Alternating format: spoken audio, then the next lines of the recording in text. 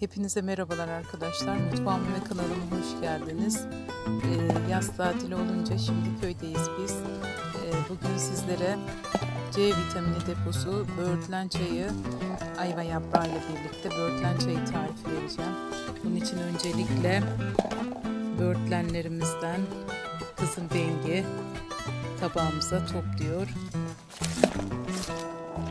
Evet, görüyorsunuz böğürtlenleri.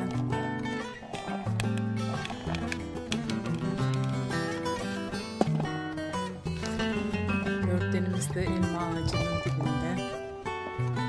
Tamamen doğal, organik mısır tarlası, fındık bahçesi. Az sonra da ayva yaprağımızdan toplayacağız.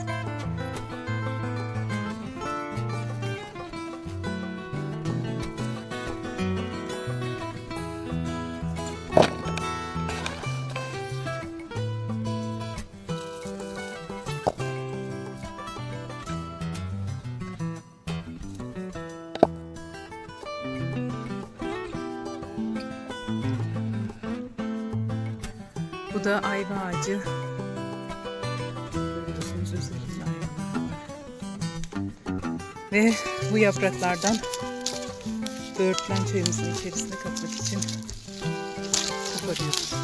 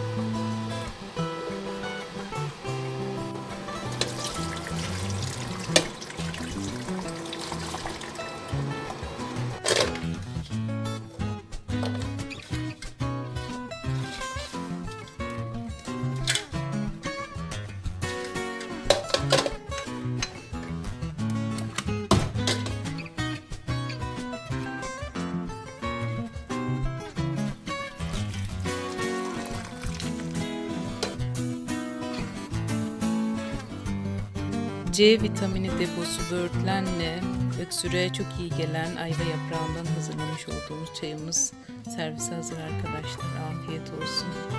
Kendinize iyi bakın.